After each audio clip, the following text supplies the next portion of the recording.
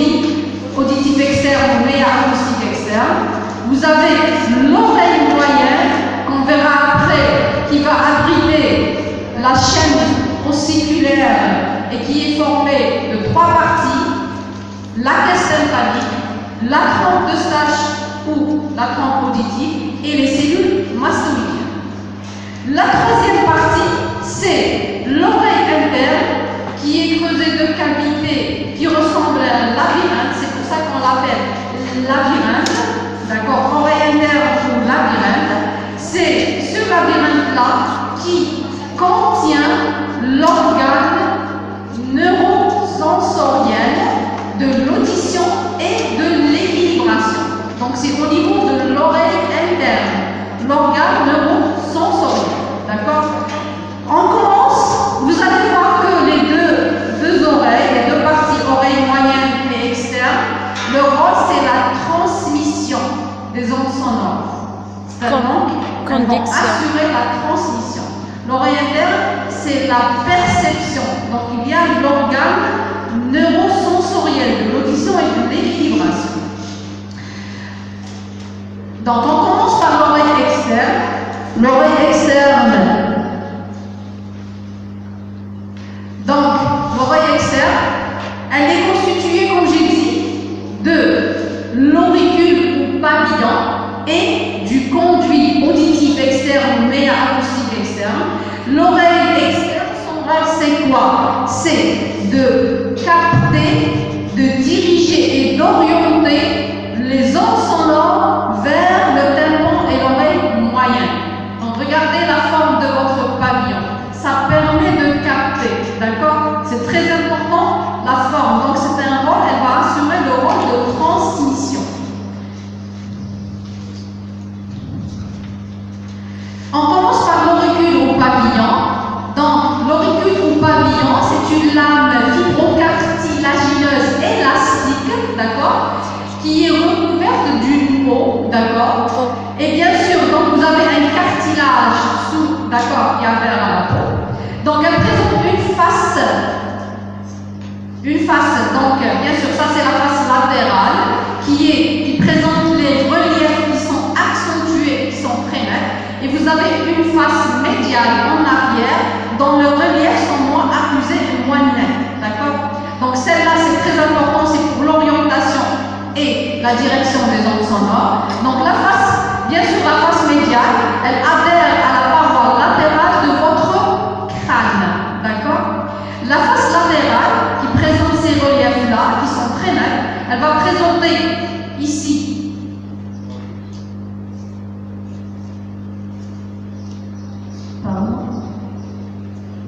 Donc, cette dépression-là, qui est la conque, en avant de la dépression, vous avez une saillie que vous touchez là, c'est le tragus, d'accord? Tragus recouvre la conque qui se continue avec le conduit auditif externe.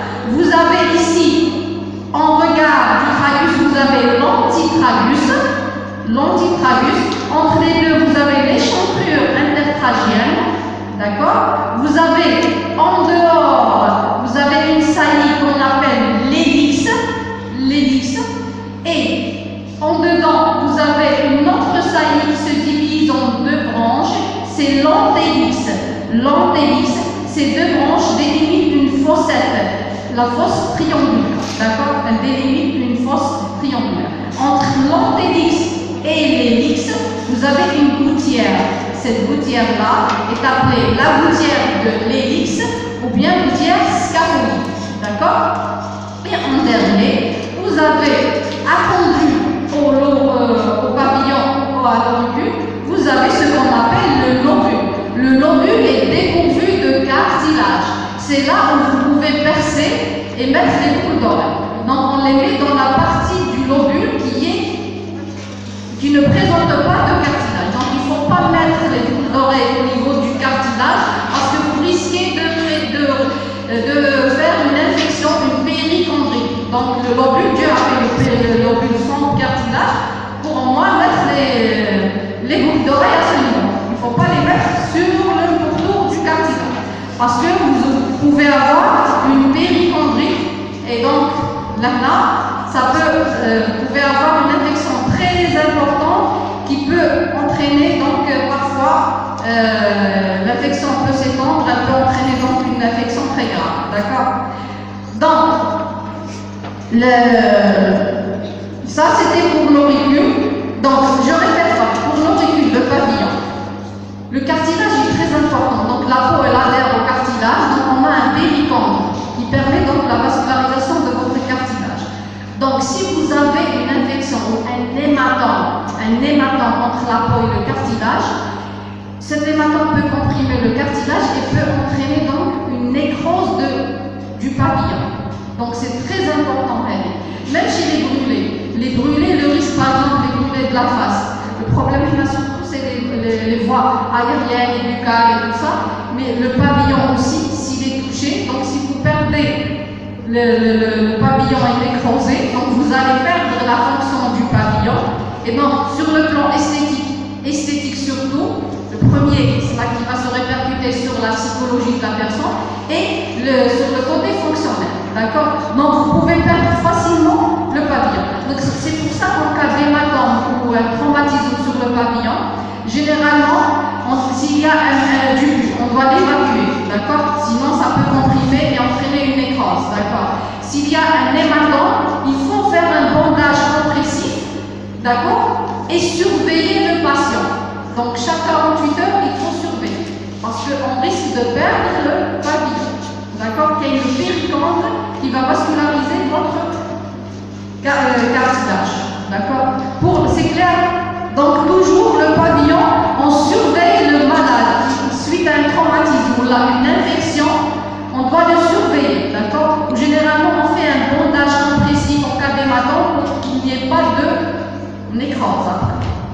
Donc, pour le conduit auditif externe, ou le méa acoustique externe qui fait partie de l'oreille externe, regardez, il est formé de deux parties. La partie externe, le tiers externe, il est cartilagineux et les deux tiers internes et osseux. Bien sûr, c'est un conduit qui est sinueux, d'accord, et qui est recouvert d'une peau, d'accord, à peu près une mesure de 2,5 cm, d'accord, en moyenne. Bien sûr, la peau, elle présente, vous voyez, vous avez des poils, d'accord, vous avez des glandes sudoripares, vous avez des glandes sébacées, donc vous pouvez avoir un furoncle au niveau du conduit auditif externe, d'accord. Donc ça peut donner, donc ça donne une otite externe. Vous pouvez avoir, donc le furoncle doit être traité, d'accord, surtout chez le diabétique. Chez le diabétique, d'accord, le risque que cette otite s'aggrave. Et donc, elle peut, on verra après les rapports après, elle peut diffuser vers des régions plus sensibles, d'accord? Et donc, ça va s'aggraver de plus en plus, d'accord? Donc, chez le diabétique, on ne fait pas de lavage auriculaire, parce qu'on risque d'aggraver le furoncle ou la otite externe. Donc, diabétique, il faut faire attention. Et bien sûr, elle présente des glandes sérumineuses. Ces glandes sérumineuses vont sécréter le cérumen. Ce cérumen, il permet d'expulser les poussières, les corps étrangers, d'accord, et tout ça. Donc, ça permet donc d'éliminer les corps étrangers et poussières. Donc, c'est pour ça qu'il ne faut pas trop tripoter au niveau du conduit auditif externe, parce que vous allez pousser le cérumen vous allez le pousser vers le tympan, la membrane tympanique. Et donc, maintenant, vous allez, à force de tripoter, vous allez irriter le conduit auditif externe. D'accord?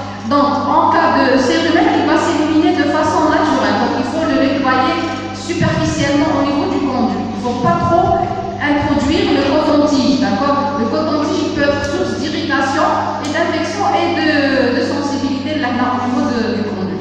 Donc, il faut légèrement nettoyer. D'accord? Pas trop introduire à l'intérieur. Même vous pouvez perforer le tympan, c'est comme si vous ne savez pas comment nettoyer. Donc le risque là, c'est l'otite externe. Cette otite externe, c'est surtout c'est le diabétique. Donc je répète, chez le diabétique, on ne fait pas de lavage auriculaire. Généralement, quand on a un bouchon de cérumen, on vous fait un lavage, par exemple. On a un bain d'huile d'olive, d'accord. Mais chez le diabétique, pas de lavage, parce que vous avez le risque d'aggraver son otite externe. D'accord? Ça, c'est pour l'oreille externe, donc qui permet la transmission des ondes sonores, l'orientation et la transmission des ondes sonores. Donc, avant de passer donc l'oreille moyenne, vous savez très bien qu'au niveau de l'oreille, vous avez fait les muscles grossiers de la face. Vous avez parlé des muscles auriculaires supérieurs, postérieurs, antérieurs. C'est ça. Donc, nous, c'est des muscles extrinsèques. On a des muscles intrinsèques au niveau du pavillon. Donc, ces muscles sont rudimentaires chez l'être humain. Ils sont rudimentaires, d'accord? Ils ne sont pas bien développés. Alors que chez les animaux, ils sont très très bien développés. C'est pour ça que vous voyez les animaux, les chats, les lions, les tigres, oui, mobilisent leurs oreilles et suivent les ondes sonores et captent les ondes sonores, d'accord? Pour moi, ils sont très très développés chez eux. Bien sûr, chez nous, il y a certaines personnes qui peuvent mobiliser le pavillon. Il y a des personnes qui peuvent le mobiliser, d'accord? Pas tout le monde, mais il y a des personnes qui peuvent le mobiliser. Donc, on passe maintenant à l'oreille moyenne. L'oreille moyenne, c'est un ensemble de cavités pneumatiques. Quand je dis pneumatique, ça veut dire aérienne, qui communique avec la cavité nasale. Ça veut dire qu'il y a de l'air dans ces cavités. Et bien sûr, elles sont tapissées de muqueuses. Donc, quand je dis muqueuse, ça veut dire qu'il y a risque d'infection et d'inflammation.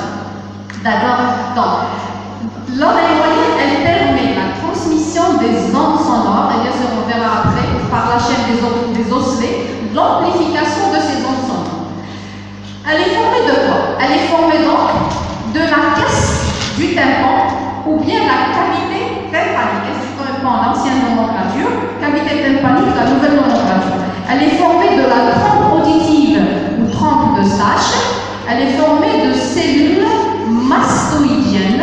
D'accord? C'est très important. Cette oreille moyenne, on peut avoir une infection, elle peut vous donner une otite, d'accord?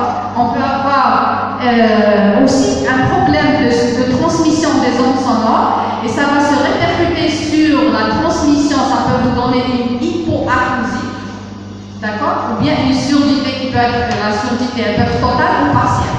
Partielle, c'est hypoacousie, d'accord? Totale, c'est une surdité totale. Mais c'est une surdité de transmission. Donc les deux, c'est la transmission. C'est très important. On commence par la cavité tympanique ou la caisse du tympan. Donc schématiquement, donc de façon générale, on a schématisé la caisse tympanique sous forme d'un cube parce qu'elle est en forme cubique. Elle présente 6 parois. Elle est creusée dans le rocher. D'accord? Donc ça, c'est très schématique.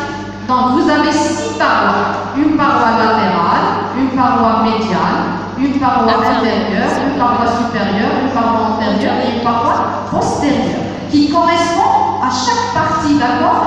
Et pourquoi on l'a schématisé de cette manière? Ça vous permet de comprendre et d'expliquer les éventuelles complications cliniques, sur le plan clinique, les éventuelles complications qui peuvent survenir suite à une infection de l'oreille moyenne ou de l'oreille externe. D'accord? Donc, au fur et à mesure que je cite les parois, vous allez me dire quelle est la possibilité, quelle complication possible peut survenir. C'est très facile. Donc, comme ça, lorsque vous ferez chacun de l'oreille, ça sera très facile. Donc, vous avez la paroi latérale. Regardez, elle est fermée par la membrane tympanique. C'est le tympan. D'accord? On l'appelle la paroi tympanique. D'accord? Non, la paroi supérieure. Donc une infection, elle peut s'étendre vers donc la paroi supérieure, regardez, c'est ce qu'on appelle le tegment tympanique, d'accord? Ou toit, ou paroi crânienne. Ça veut dire qu'elle est séparée, parce qu'elle est creusée dans le rocher. La face supérieure du rocher, d'accord? C'est la partie qu'on appelle tegment tympanique. C'est une lamelle osseuse qui sépare la caisse tympanique du crâne, c'est-à-dire, qu'est-ce que j'ai au-dessus? J'ai le cerveau, le lobe temporal, j'ai les méninges, d'accord? Donc, à ce niveau, quelle est la possibilité, quelle complication possible peut survenir ici? J'ai une infection de l'oreille moyenne. Elle peut s'étendre vers, bien sûr, c'est une fine lamelle osseuse, parfois elle peut être perforée, donc c'est une fine lamelle osseuse. Donc, qu'est-ce que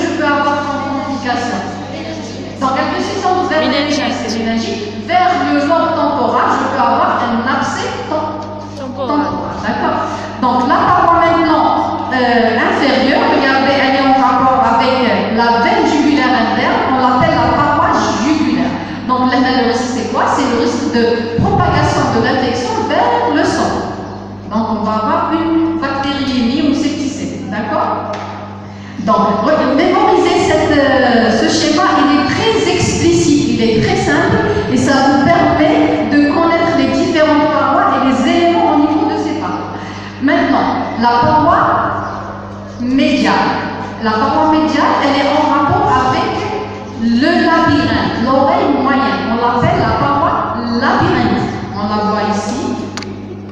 Donc, labyrinthique. Qu'est-ce que j'ai? Donc, schématiquement, regardez là où il y a le pointeur. Vous avez une saillie. Bien sûr, la paroi médiane, elle correspond au labyrinthe. Ça veut dire qu'elle correspond au relief de la cochlée qu'on verra après et du vestibule et des canaux sémicirculaires qu'on verra après. Donc, ces reliefs-là, ces saillies-là sont suite à la présence de ces éléments. Donc, j'ai le promontoire qui est au milieu, la saillie, qui correspond bien sûr, comme j'ai dit tout à l'heure, à l'oreille interne. Bien sûr, sur le promontoire, j'ai un plexus, c'est le plexus nerveux tympanique. Au-dessus, regardez. Bon, au-dessus, là, vous voyez, vous avez au-dessus et en arrière du promontoire, j'ai un orifice. Cet orifice-là, il est de forme ovalaire. Je l'appelle la fenêtre ovale ou fenêtre vestibulaire. Vestibulaire parce qu'il va s'ouvrir au niveau du vestibule. Et il est fermé, comme vous pouvez voir, par ce qu'on appelle l'étrier. L'étrier, c'est un des osselets de la chaîne ossiculaire. J'ai 3 osselets de part et d'autre. Donc ça, c'est l'étrier ou stapes. Donc ça, c'est la fenêtre ovale ou fenêtre vestibulaire fermée par la base de l'étrier. Maintenant, au-dessus, on a la partie hélique. Vous voyez l'orifice là? Cet orifice-là, il est de forme rond. On l'appelle la fenêtre ronde ou bien la fenêtre cochléaire. D'accord? La fenêtre cochléaire. Parce qu'elle correspond en bas à la cochlée. Bien sûr, elle est fermée par un tympan, un petit tympan qu'on appelle le tympan secondaire. Parce que j'ai la membrane tympanique du tympan. Là, il y a une petite membrane qui ferme cet orifice-là. On l'appelle le tympan secondaire. Bien sûr, elle est au-dessous et en arrière du promontoire. Donc ça, c'est l'avant ou ça, c'est l'arrière. Parce que vous avez les cellules hélicostomidiennes, où là, vous avez l'orifice de votre trompe auditive, ou ça, c'est les muscles du marteau. D'accord? Ça, c'est le nerf facial. Hein? Donc, en haut et en avant. En haut et en avant, qu'est-ce que j'ai? En haut et en avant, le canal du muscle du marteau, ou bien appelé, selon la nouvelle nomenclature, le muscle tenseur du tympan. Muscle du marteau, ou bien muscle tenseur du tympan. Et aussi au-dessus, au-dessus et en avant, j'ai le canal du nerf facial. On appelait auparavant l'aqueduc de Fallot. Aqueduc de Fallot. C'est là où on va cheminer le canal facial. Parce que le canal facial, il passe comme ça. On va dans la paroi médiane, puis il passe au niveau de la paroi postérieure et il descend. D'accord? Rami sur le. Regardez là, je te parle le canal facial. Regardez. Ça, c'est le muscle tenseur du tympan, le muscle du marteau. Regardez le canal du facial, la paroi médiane, puis il passe au niveau de la paroi postérieure et il descend pour sortir par le trou stylo-mastoïdien. D'accord? C'est clair jusqu'ici.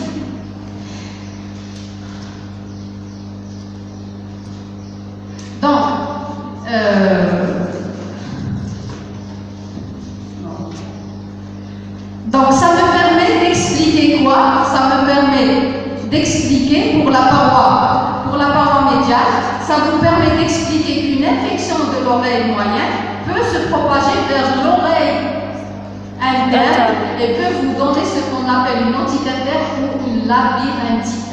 Et donc, puisque j'ai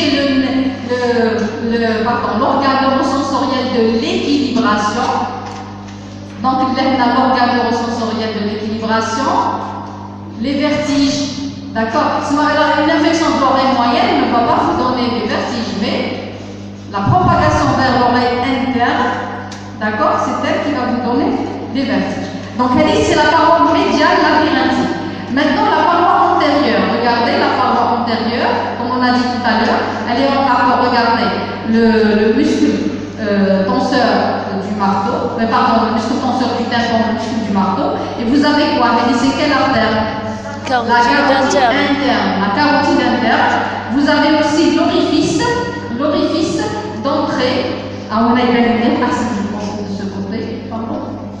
Regardez là, l'orifice donc auditif de la trompe de Stache ou bien de la trompe auditive. Donc là, le risque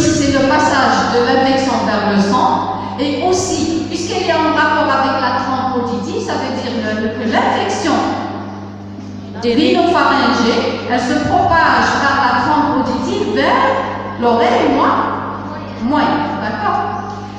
Donc, la dernière paroi, c'est la paroi postérieure. Regardez, la paroi postérieure, elle est mastoïdienne. Elle présente, regardez, les cellules mastoïdiennes, dont la plus importante, la cellule la plus importante, c'est l'antre mastoïdien. D'accord? C'est l'antre mastoïdien. On la voit, regardez mieux, là, on a sur le schématique, regardez. La paroi postérieure, ça c'est l'orifice d'entrée de l'antre mastoïdien qui est triangulaire. On l'appelle adductus ad entrant. Adductus ad entrant, c'est-à-dire l'orifice de l'antre. L'antre, c'est la cellule la plus volumineuse des cellules mastoïdiennes et qui communique avec toutes les autres cellules mastoïdiennes et qui s'ouvre au niveau de la paroi postérieure par un orifice triangulaire. Et la paroi postérieure, elle présente aussi une petite saillie de forme pyramidale, là où se trouve le tendon du muscle étrier ou muscle stapes. Le muscle stapes, le muscle de l'étrier. Donc il se trouve à ce niveau, au niveau de cette forme, de cette saillie conique qu'on appelle la pyramide. D'accord? Donc le risque là, c'est quoi? Ou bien sûr, n'oublions pas le canal facial. Pardon? N'oublions pas le canal facial. Le canal facial qui se trouve dans la paroi postérieure, il descend vertical. Donc le risque là, c'est quoi? C'est quoi? Donc, l'extension de l'infection de l'oreille moyenne vers les cellules mastoïdiennes, vous donnant une mastoïdite, surtout chez les enfants. Cette mastoïdite, vous pouvez avoir une infection et collection de pus. Donc, ça va vous donner, avec la collection de pus, une saillie en arrière de l'oreille et qu'on doit drainer s'il y a du pus. Il faut ouvrir et drainer. D'accord? En plus de ça, elle est en rapport avec le canal du nerf facial. Donc, une otite moyenne, elle peut se propager vers l'oreille, vers le canal facial, et peut vous donner quoi? Une paralysie faciale périphérique. Donc, chez tout enfant, on la voit comme une personne avec une paralysie faciale périphérique, dans un stade aigu, d'accord? Avant de dire que c'est une paralysie faciale afrigore, il y a sans pathologie bien déterminée, il faut explorer l'oreille moyenne pour voir s'il n'y a pas une infection de l'oreille moyenne qui s'est propagée vers le canal facial. D'accord? Vous voyez, on a fait donc les parois. D'après les parois, je peux comprendre les éventuelles complications, d'accord, qui peuvent survenir au niveau de cette caisse tympanique et vers les régions avoisines. Non, d'accord? C'est clair. Donc, quand vous allez faire l'oreille, l'internat ou spécialité, donc vous allez pouvoir explorer l'oreille et vous allez voir. C'est bon, c'est clair? C'est clair pour les parois de la caisse tympanique. C'est très important. Donc maintenant, cette caisse tympanique,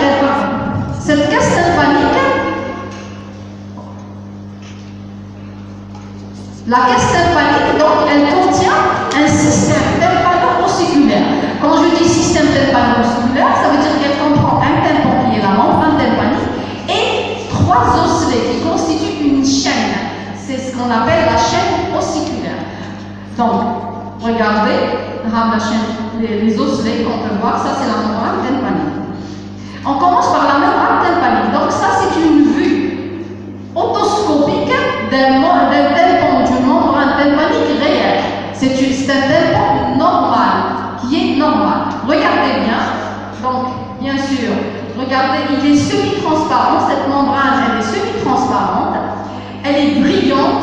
Vous la trouvez brillante, de couleur gris perle. D'accord? L'épaisseur est de 0,1 mm, mais c'est une membrane résistante. De 0,1 mm, mais c'est une membrane résistante. Elle est encastrée. Ici, vous avez un sillon dans le rocher. Ce sillon-là est appelé le sulcus tympanicus. Sulcus tympanicus, où est logée la membrane tympanique. Donc regardez, vous voyez maintenant la membrane tympanique, vous voyez certains trous, elle est brillante. Vous voyez ici un triangle lumineux. Vous voyez ici une petite saillie lombrique. Vous voyez ici le manche du marteau. Vous voyez ici une petite saillie, c'est l'apophyse latérale qu'on verra après du marteau. Vous voyez ici une apophyse longue de l'enclume qu'on verra après. D'accord? Donc l'image, elle est comme ça. Donc si vous voyez que la couleur change, elle devient rouge, ou bien si vous voyez que la lumière, il n'y a plus de transparence, il n'y a plus de triangle lumineux, ça veut dire que le tympan, il n'a plus un aspect normal. Ça veut dire, s'il est épaissi, s'il est inflammatoire rouge, ça veut dire qu'il y a une infection, d'accord, de votre tympan. Donc c'est une otite, d'accord. Donc c'est l'aspect normal, donc il faut le garder dans votre tête. S'il y a tout changement, ça veut dire qu'il y a un problème. Donc regardez, mon tympan, il présente deux parties. La partie là, donc, regardez, la partie c'est la partie, ce qu'on appelle tendue, c'est la pars stanza. La pars stanza, c'est-à-dire la partie tendue, d'accord, qui est épaisse et résistante par rapport à l'autre partie. La deuxième partie, c'est celle-là. La partie là, supérieure, qui se trouve entre les deux plis maléaires, antérieure et postérieure. Cette partie-là, c'est la partie flaccide. C'est la partie flasque, c'est la pars flaccida. La différence entre les deux, c'est quoi? C'est de point de vue embryologique. La pars stanza ou pars rigide, pars tendue, elle présente trois couches. Une couche muqueuse, une couche fibreuse et une couche cutanée. C'est la partie du conduit auditif externe qui rencontre la partie muqueuse de la caisse du tympan. Au milieu, vous avez une troisième couche. Donc couche muqueuse, fibreuse ou cutanée. Mais la pars stanza, elle présente seulement deux couches. C'est pour ça que j'ai dit c'est la pars flaccida. Elle est moins épaisse, moins résistante. Deux couches cutanées et donc elle est la pars flaccida. Pour la pars stanza, ou pars rigide avec trois couches, vous voyez ici, la saillie c'est l'ombilic, ça c'est le manche du marteau ou manche du malleus. Malleus c'est la nouvelle nomenclature. Marteau c'est l'ancienne nomenclature. Vous voyez ici le processus latéral du malleus et ici vous voyez la langue, vous voyez ici la langue branche de l'enclume, l'ancienne nomenclature, ou bien la nouvelle nomenclature c'est incus ou enclume. D'accord? Et vous voyez ici un triangle lumineux. Donc je peux subdiviser mon tympan en 4 cadres. Donc je place une ligne ici qui passe par l'ombilic. Et donc j'ai un cadran antéro-inférieur, un cadran postéro-supérieur, un cadran antéro-supérieur, je m'excuse. Celui-là, le cadran antéro-supérieur, cadran postéro-supérieur, le cadran antéro-inférieur. C'est là où vous trouvez le trigone ou là, le triangle lumineux. Donc c'est très important que vous voyez. Allez, le triangle lumineux là, parce que là, en haut, vous avez les osselets. Donc, il cache votre tympan. Mais en bas, vous n'avez pas d'osselet. Donc, la lumière, elle peut passer. Donc, vous avez le triangle lumineux. Et en arrière, ici, vous avez le cadran postéro-inférieur. D'accord? Donc, le triangle lumineux qui se trouve généralement au niveau donc, le cadran antéro-inférieur. Et c'est très important. Parfois, s'il y a du pu en arrière, on peut faire une petite perforation au niveau du triangle lumineux pour évacuer ce pu-là. On appelle ça la parasynthèse, d'accord? On peut faire une petite incision à ce niveau, d'accord? Et donc, on va éliminer donc, le pu ou autre, d'accord? C'est bon? Donc, quelle est l'image que vous devez retenir? Ça, c'est le tympan, la membrane tympanique normale. Donc, s'il y a une rougeur ou bien une disparition des reliefs et disparition du triangle lumineux avec épaississement de la membrane tympanique, ça veut dire qu'elle n'est plus d'aspect normal. Donc, maintenant, on dit la membrane tympanique. Maintenant, la chaîne ossiculaire. On a 3 osselets, bien sûr, dans chaque oreille. Vous avez qui sont réunis par de vraies articulations. C'est de vraies articulations, c'est des diaphragmes qui réunissent ces 3 osselets.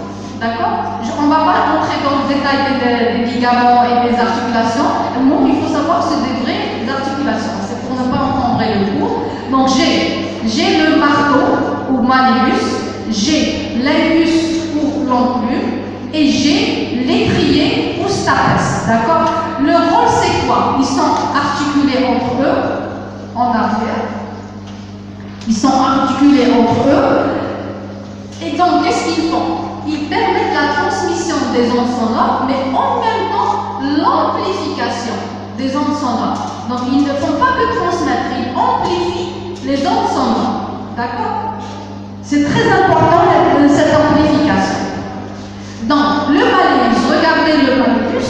Le malleus, ou le marteau, il présente une tête, la tête, le cône qui est en rapport avec la corde du tympan du nerf facial, d'accord?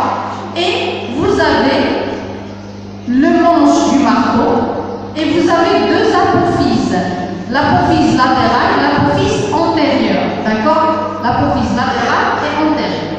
Pour les puces ou l'enclume, il ressemble, regardez, il ressemble à une molaire, à une dent.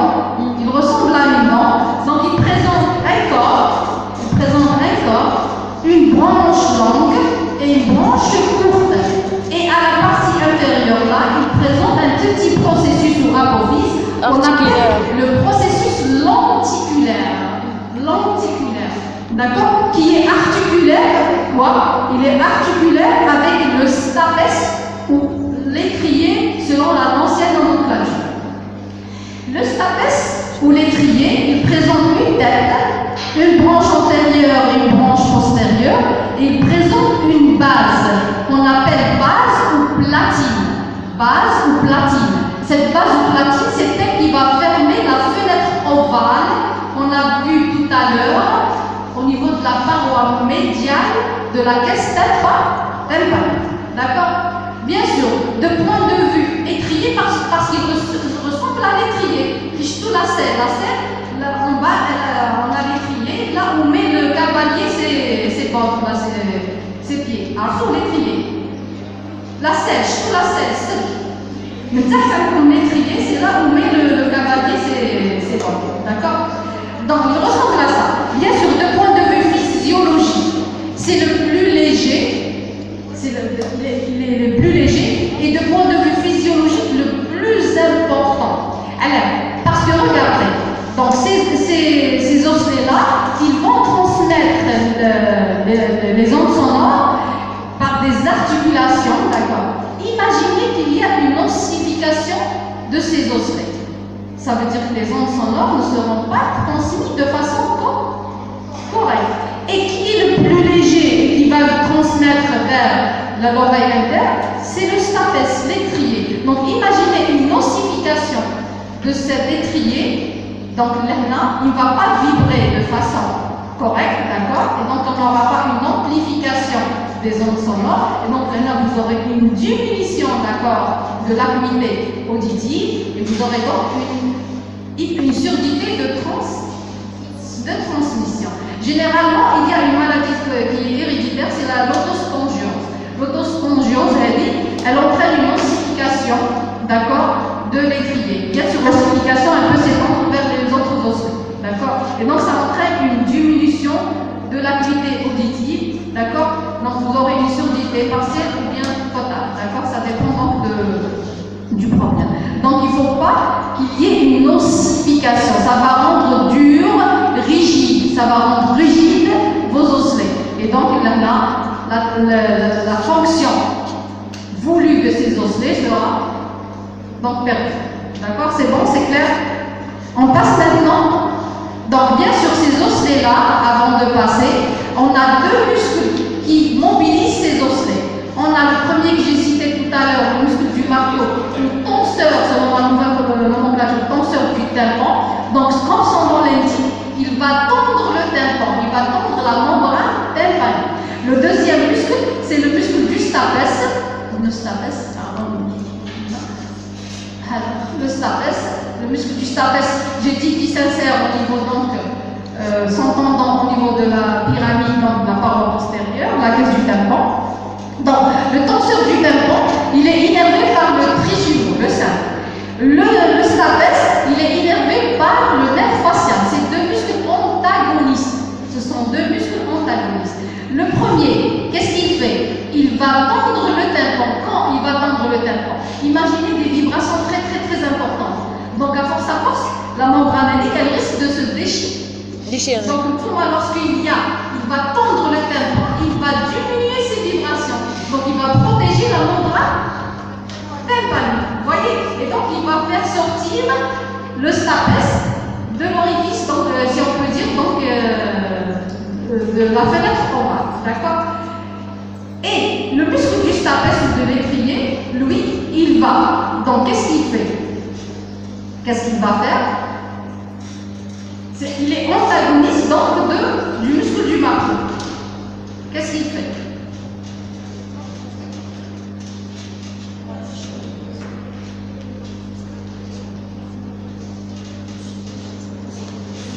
Donc, après, comme une pathologie, vous allez le répondre après, d'accord? Donc, en cas de paralysie faciale, d'accord, généralement, on a une sensation d'hyperacousie.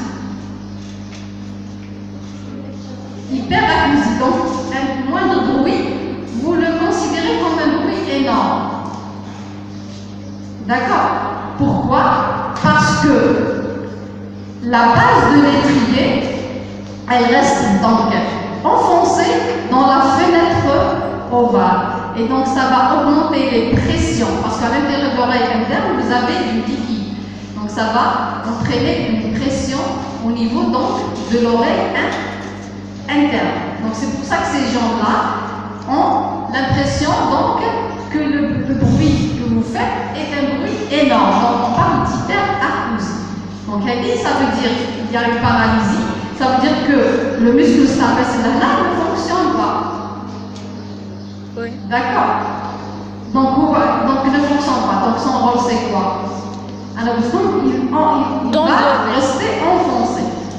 Donc lorsqu'il tombe, réfléchissez.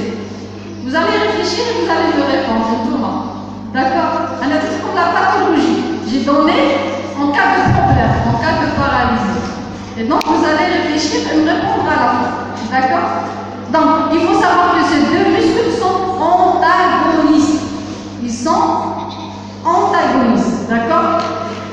Donc le muscle du marteau, il va tendre, d'accord, le tympan pour empêcher donc qu'il y ait donc une déchirure de la membrane tympanique en cas de vibration très très importante. Maintenant on passe à la trompe auditive qui fait partie de l'oreille moyenne.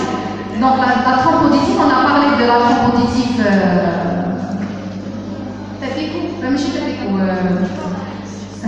d'accord. Donc, on a dit que la trompe de Stache, son rôle c'est quoi? C'est l'aération de la caisse. Parce que les vibrations sonores sont transmises dans l'air. S'il n'y avait pas d'aération d'air, on n'aura pas de transmission d'ondes sonores. C'est très important. Et en même temps, elle permet l'équilibre de la pression atmosphérique de part et d'autre de la membrane tympanique. On a parlé de ça la dernière fois, puis on a dit que pour exemple, si vous voyagez par avion, on vous demande de mâcher du chewing-gum pour ouvrir la trompe de Stache lors de la déglutition. C'est clair. Donc, regardez bien, la trompe de Stache, dans ses 2 tiers antérieurs, elle est cartilagineuse, et dans son 1 tiers postérieur, elle est osseuse. Donc là, elle est cartilagineuse, ici, elle est osseuse. Elle a un orifice antérieur qui est pharyngien, qui se trouve dans le cavum, en arrière du méa inférieur. D'accord? Et vous avez l'orifice postérieur qui est tympanique. D'accord? Et on a dit la dernière fois que chez l'enfant, la trompe auditive ou trompe de Stache, elle est courte et béante, ouverte.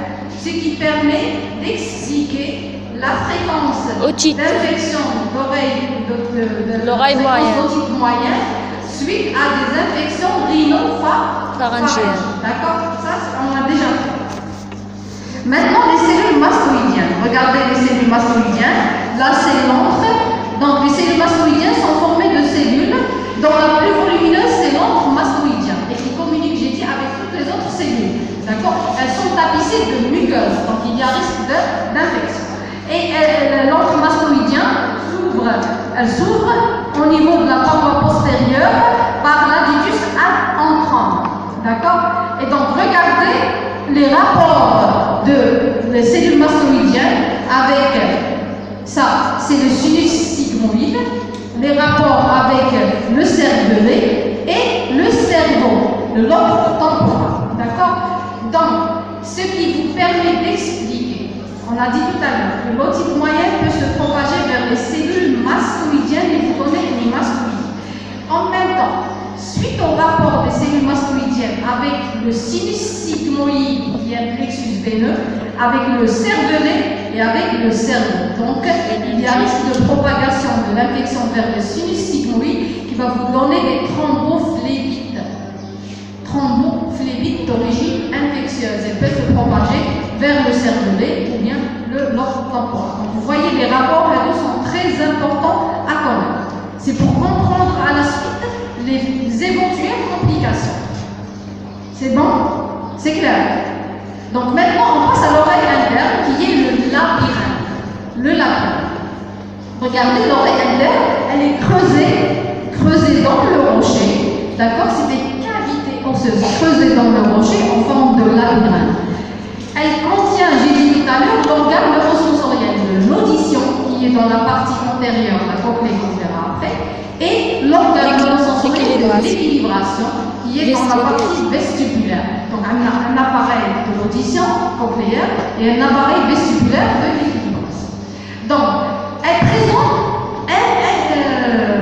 un labyrinthe osseux qui est creusé dans le rocher et à l'intérieur du labyrinthe osseux, vous avez un labyrinthe membraneux qui est logé et abrité et protégé dans le labyrinthe osseux. Donc, pour le labyrinthe osseux, j'ai le premier antérieur, c'est la cochlée ou limaçon, parce qu'elle ressemble à la coquille d'escargot. Parce qu'elle ressemble à une coquille d'escargot. Regardez. Regardez. Vous voyez? Coquillage. Ça ressemble à une coquille d'escargot. C'est pour ça qu'on l'appelle cochlée ou limaçon. Cochlée ou limaçon.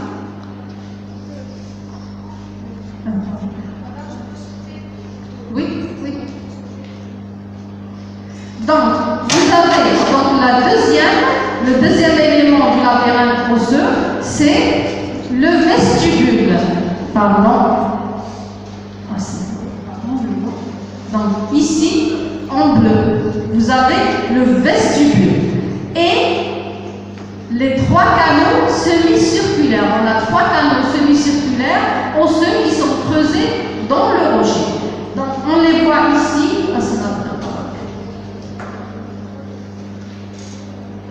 Donc regardez, donc j'ai ici la cochlée, puis vestibule, et au niveau du vestibule, j'ai trois canaux semi-circulaires. Ça donc c'est le labyrinthe osseux. À l'intérieur du labyrinthe osseux, j'ai le labyrinthe membraneux. Donc le labyrinthe membraneux, à l'intérieur, il contient un liquide. C'est ce qu'on appelle l'endolin. D'accord? À l'intérieur, vous avez l'endolin. Entre le labyrinthe osseux et le labyrinthe membraneux, vous avez la périnée. Donc ce labyrinthe-là, il baigne dans un liquide. C'est très important. Donc là, ce n'est pas l'air, c'est le liquide. Donc les ondes sonores, elles se transmettent plus rapidement dans l'air ou là dans le liquide? Tout physique, tout le monde. Je pense pas que tout physique, tout dit, ça fait des années, mais je me rappelle de ça. C'est dans le liquide, c'est plus rapide. Peut-être dans l'air, c'est 300, peut-être 4 mètres par seconde, rappelez-moi. Dans l'air, peut-être. Dans le liquide, c'est plus de 1000. Je me rappelle les chiffres exactement. J'ai oublié les chiffres exacts, mais c'est plus rapide dans le liquide que dans l'air. Donc c'est pour ça, l'air est plus rapide la transmission. D'accord, au niveau du labyrinthe. Donc vous voyez, je pense 334, si je me rappelle bien, c'est au niveau de l'air. Donc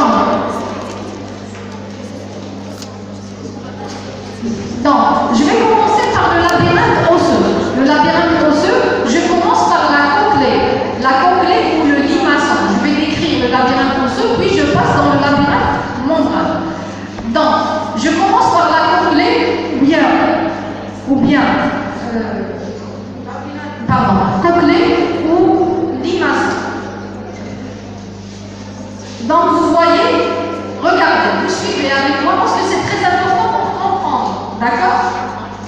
Vous avez ici, vous voyez ici, au milieu, vous avez un axe conique, d'accord? Cet axe conique central, on l'appelle columelle, d'accord? Il est appelé columelle ou modulus. Columelle ou modulus. Donc, tout autour de cet axe central, donc ça c'est l'axe central.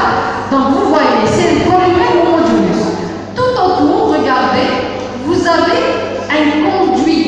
Donc vous avez un axe et tout autour, vous avez un conduit, d'accord, qui s'enroule en formant 2 tours et demi de spire, en spirale, tout autour de l'axe central. D'accord? Donc cet axe-là, pardon, ce conduit-là, regardez, donc il s'enroule autour de l'axe central en formant 2 tours et demi, d'accord, de spire, en spirale. D'accord?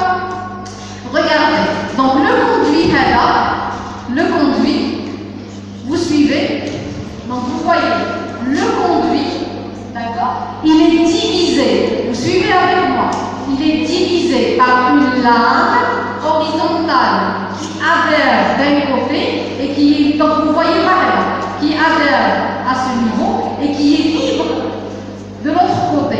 Elle se continue avec ce qu'on appelle la membrane basilaire. D'accord? Donc là, elle est libre, c'est la lame spirale. D'accord? Donc, cette lame spirale, avec la membrane basilaire, d'accord, on a dit, elles vont séparer ce conduit en 2 étages. Un étage supérieur et un étage inférieur. L'étage vestibulaire et l'étage tympanique, qui sont séparés, d'accord? Et ils vont se rencontrer au sommet. Ils vont se rencontrer, ces étages-là, au sommet, par un orifice qu'on appelle hélicotréma. Donc, je répète, vous avez un axe central.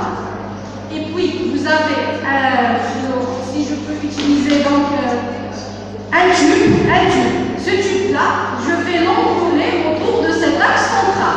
Ce tube-là, donc sa lumière, à l'intérieur de sa lumière, je vais placer donc une sorte de cloison. Cette cloison, elle adhère à un bout et l'autre, elle est libre. Mais je vais mettre une autre membrane qu'on appelle la membrane basilaire. Donc, elle se continue par la membrane basilaire. Et donc, elle va séparer ma lumière du tube en 2 étages complètement séparés. Les 2 étages vont se rencontrer au sommet, par un orifice qu'on appelle l'hélicotréma. Donc, regardez, vous avez des flèches en rouge et des flèches en bleu. C'est-à-dire l'étage vestibulaire et l'étage tympanique. D'accord? Donc là, c'est la conclusion. Vous avez compris. Vous vous rappelez les immeubles de l'époque coloniale? Les immeubles, les escaliers en colimaçon. Absolument, c'est la même chose. Ça rappelle, vous avez l'axe et vous avez les escaliers en colimaçon. D'accord? C'est la même chose. C'est la même technique. Donc, vous avez compris. Donc, c'est un axe, un tube. Dans la lumière, je vais le séparer en 2. D'accord? Bien sûr, par la lame spirale. La lame spirale, elle se continue avec la membrane basilaire. Parce que là, elle ne va pas me diviser les deux. Donc, je vais placer ce qu'on appelle la membrane basilaire. C'est clair jusqu'ici. Ça, c'est la complète ou bien le limaçon. Qu'est-ce que c'est limaçon? L'escargot. Limaçon, dès qu'il va toucher la complète. Absolument, vous le connaissez. À l'aise, qui n'a pas de qui sur le dos. Absolument. Comme une limaçon. Vous le reconnaissez ou non? C'est bon. Donc, je vais vous expliquer comment se transmet les ondes sonores, s'il vous plaît. Vous suivez. Donc, vous avez les ondes sonores se transmettent dans l'oreille externe, amplifiées par les osselets, la chaîne des osselets. Donc,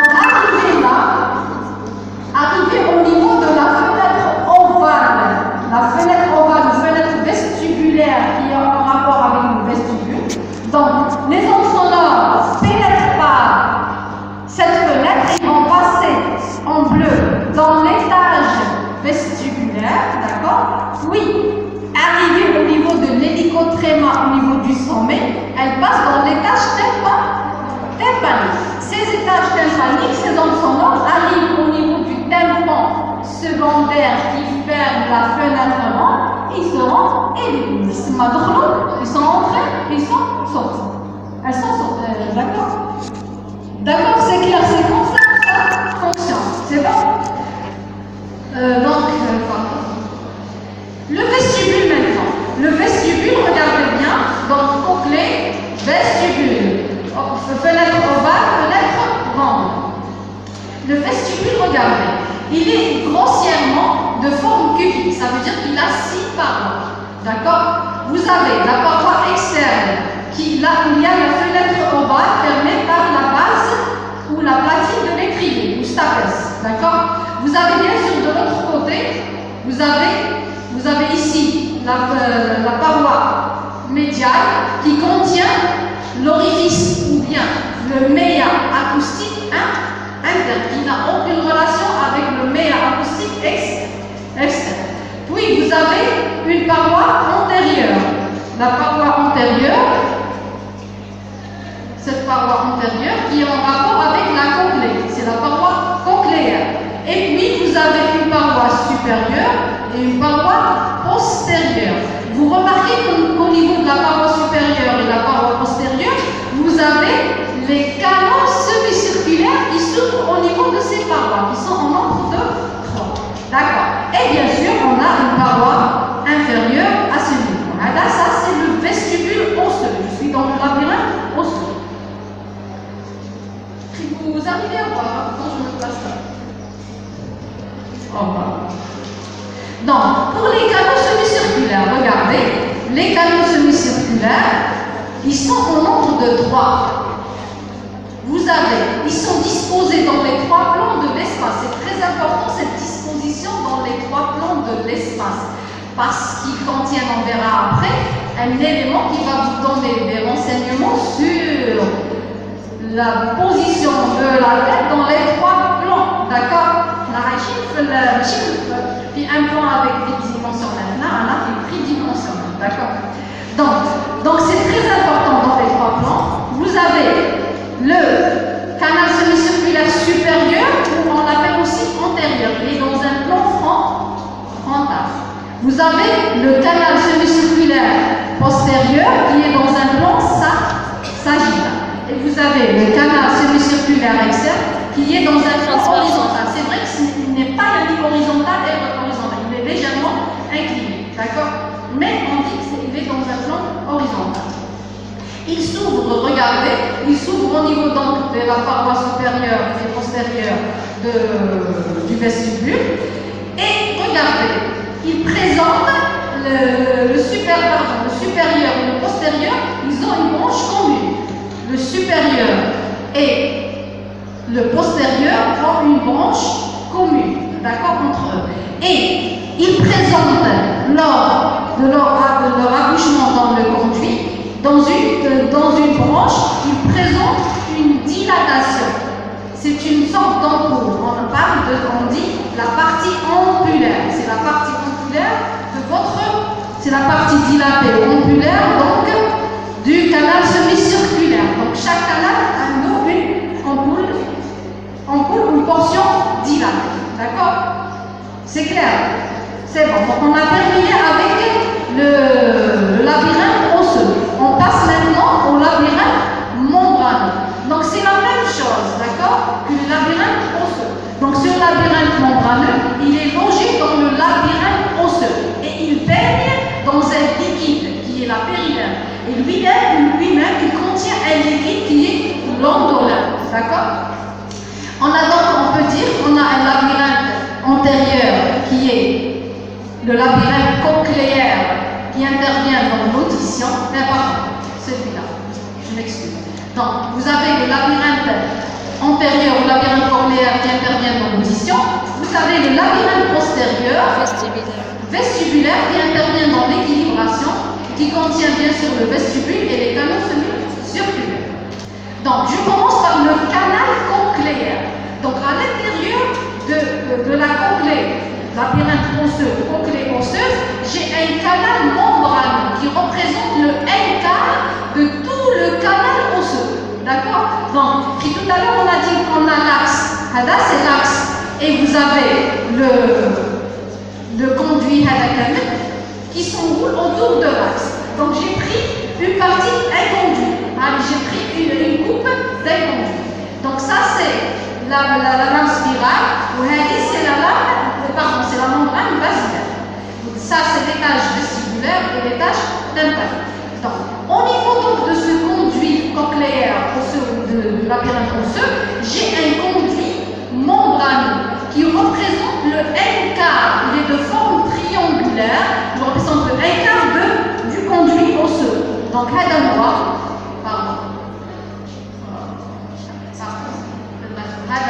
conduit membraneux. C'est celui-là.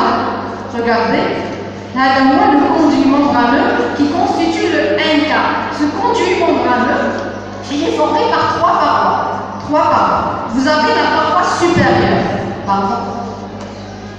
La paroi supérieure, qu'on appelle aussi paroi vestibulaire parce qu'elle répond à l'étage vestibulaire. On l'appelait aussi auparavant la membrane de Reissner. La deuxième paroi, c'est la paroi latérale, celle-là, qui forme le ligament en gris. C'est le ligament spiral. La troisième paroi, c'est celle-là, c'est la membrane basilaire. Cette membrane basilaire, c'est celle qui contient l'organe neurosensoriel de l'audition, qui est l'organe de Corti. On l'appelle l'organe de Corti. Donc, vous avez fait normalement l'histoire. Vous avez parlé de ça. Donc, vous pouvez m'expliquer. Vous l'avez. Donc, je vais expliquer de façon simple, sans entrer dans le détail. Donc, vous avez la membrane basilaire.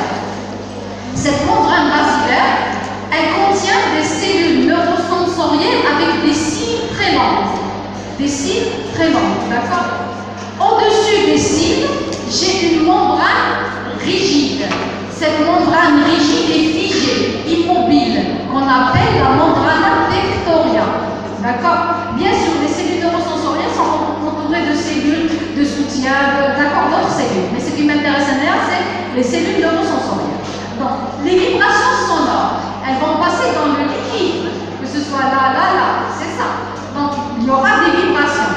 Ces vibrations-là vont faire vibrer la membrane basilaire et donc quoi? Les cellules neurosensorielles avec leurs cils très longs, ces cils très longs vont toucher et percuter la membrane tectoriale qui est figée.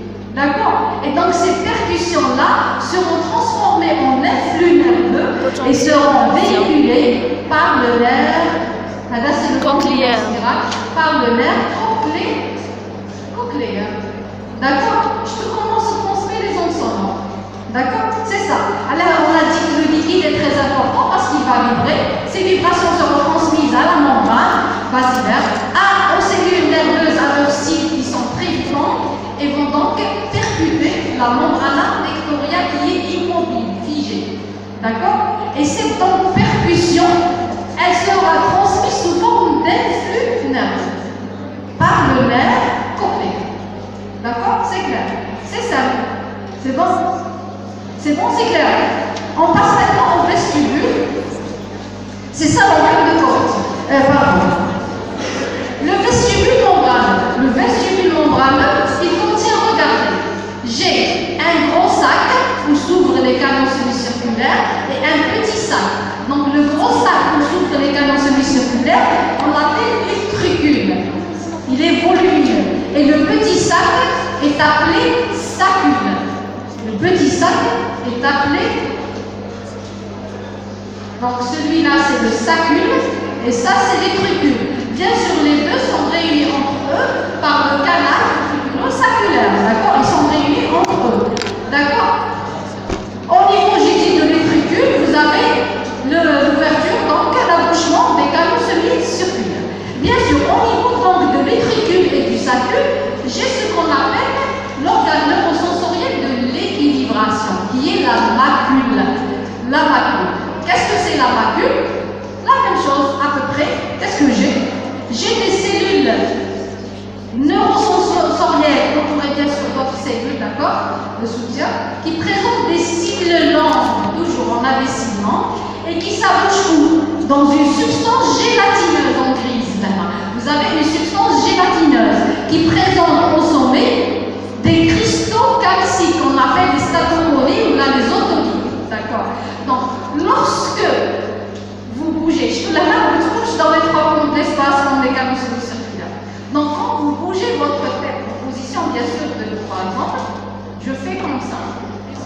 La substance gélatineuse, elle va se mobiliser, se déplacer vers l'avant. Elle va entraîner avec elle les cristaux, les statocories ou autolites, et donc ils vont entraîner avec eux les langues cibles des cellules neurosensorielles. Donc, selon le déplacement, donc ce déplacement-là sera transformé en influx nerveux et sera véhiculé par le nerf vestibulaire, c'est-à-dire utriculaire et sacrulaire, qui vont se réunir après pour former le nerf vestibulaire. Donc, vous voyez, donc la position, bien sûr, maintenant, c'est la position qui est statique. Maintenant, la tête, je ne suis pas en train de courir ou la tête. Donc, ça va me donner un renseignement sur la position de ma tête. D'accord? Ça, c'est la macule. Pour les canaux semi-circulaires, c'est clair? Pour les canaux semi-circulaires, qui sont répartis dans les trois plans de l'espace, ça veut dire qu'elle va vous donner des renseignements sur les trois plans de l'espace. Quand j'ai la position quand je cours par exemple, d'accord, j'accélère, je décélère et tout ça. Donc qu'est-ce que j'ai? Au niveau de la partie ambulaire, de chaque canal semi-circulaire, j'ai quoi? J'ai ce qu'on appelle la crête ambulaire, qui est l'organe neurosensoriel de l'équilibration. La même chose, vous voyez la crête là, c'est la même chose, c'est des cibles neurosensorielles avec des cibles très longs, d'accord, dans une sorte de forme de cupule, d'accord. Lorsque par exemple vous courez, vous accélérez ou là vous décélérez, par exemple vous courez, donc lorsque vous accélérez, donc elles vont se mobiliser, se déplacer avec le mouvement de la tête. Donc vous faites comme ça quand vous courez, vous déplacez votre tête dans les trois plans. C'est ça, donc vous avez ici, lorsque vous courez, la même chose, il va se déplacer. Quand je décélère, je m'arrête, où je suis les signes, qu'est-ce qu'ils vont se déplacer en avant ou en arrière? Donc on dirait là, en arrière, d'accord? Donc les déplacements de ces cibles-là, en forme de sorte de cupule, elles seront transmises par le nerf, vous voyez ici, donc de chaque canal, et elles vont former le nerf vestibulaire qui va fusionner avec les autres nerfs sacrulaires et auriculaires pour vous former le nerf vestibulaire, et donc ça va vous donner les renseignements de votre position de la tête, en position statique ou bien en position cinétique. D'accord? Donc c'est pour ça que j'ai dit dans les trois plans de l'espace. Donc ça y est, c'est bon, vous avez compris. Donc maintenant, quand l'oreille interne est touchée, si l'infection se propage vers l'oreille interne, maintenant vous avez les deux côtés qui sont touchés. La perception et l'équilibration. Donc vous aurez une surdité de perception et vous pouvez avoir un problème d'équilibre qui est le vertige. D'accord? Donc c'est ça. Donc c'est clair pour l'appareil de position et d'équilibre.